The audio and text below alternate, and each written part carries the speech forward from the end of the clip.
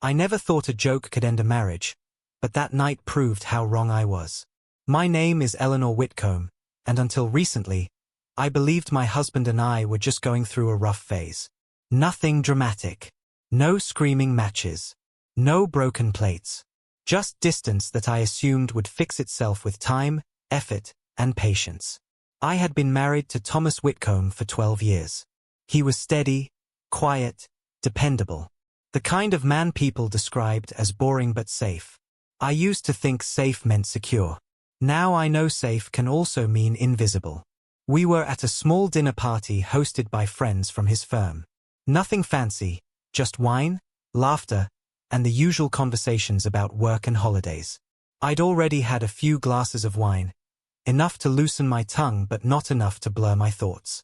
Someone joked about how hard marriage was, and without thinking, I laughed and said, honestly, I might need a new husband. It was meant to be harmless. A throwaway line. People laughed. Someone clinked a glass. I didn't even look at Thomas when I said it.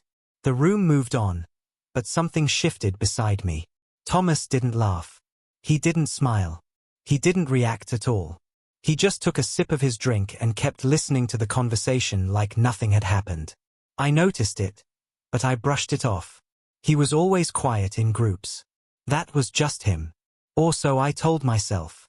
The drive home was silent. Not the tense, angry kind of silence. The calm, empty kind.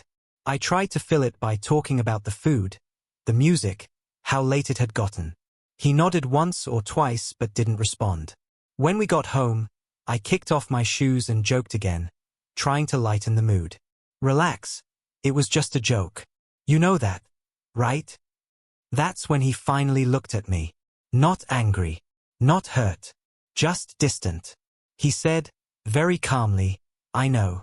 That's why I didn't correct you. I laughed nervously, waiting for the punchline. It didn't come. Instead, he added, you've been auditioning for a new life for a while now. I'm just not interrupting anymore. The words landed harder than I expected. I told him he was being dramatic. I told him he was overreacting. I reminded him that he barely touched me anymore, barely talked to me, barely noticed me. He listened without interrupting, like a man waiting for a meeting to end. When I finished, he nodded and said, you're right. I stopped trying. After I realized you stopped respecting me. That stung. I told him respect had nothing to do with a joke. He didn't argue. He just said, respect shows up in the small moments. Public ones too. Then he walked past me and went to bed. I stayed in the kitchen, suddenly sober, staring at the counter like it had answers. Over the next few days, something changed. Not in a loud way. In a subtle one. Thomas stopped asking where I was going. Stopped reminding me about bills. Stopped checking in. He still paid everything. Still cooked dinner. Still said good morning and good night.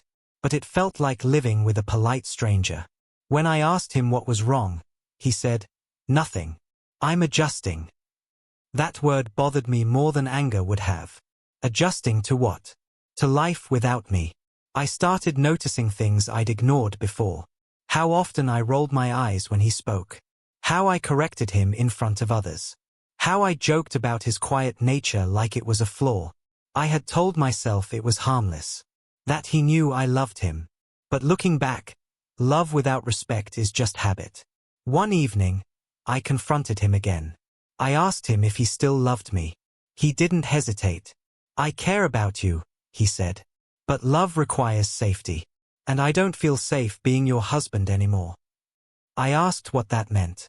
He said, it means I don't want to be laughed at by the one person who's supposed to protect me. I felt defensive. I told him he was twisting things. That people joke all the time. That he was acting like a victim. He listened, then said something that changed how I saw everything. I didn't reply that night to punish you. I replied so you'd finally hear me. You want a new husband? I won't compete for a role I already earned. That was his brutal, ice-cold reply.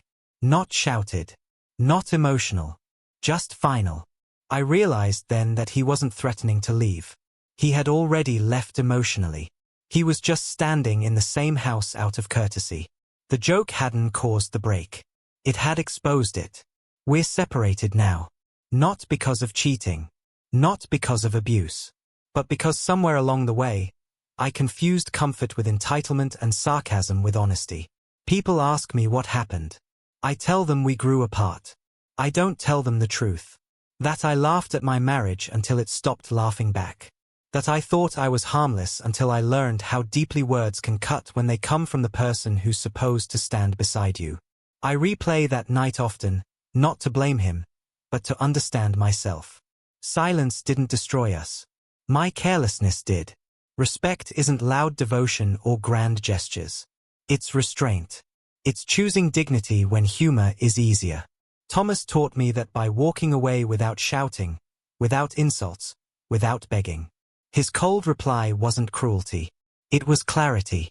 And clarity, once spoken, cannot be unheard, undone, or laughed away ever again. Some lessons arrive softly, but they echo for years, reshaping how you speak, love, and joke. For the future.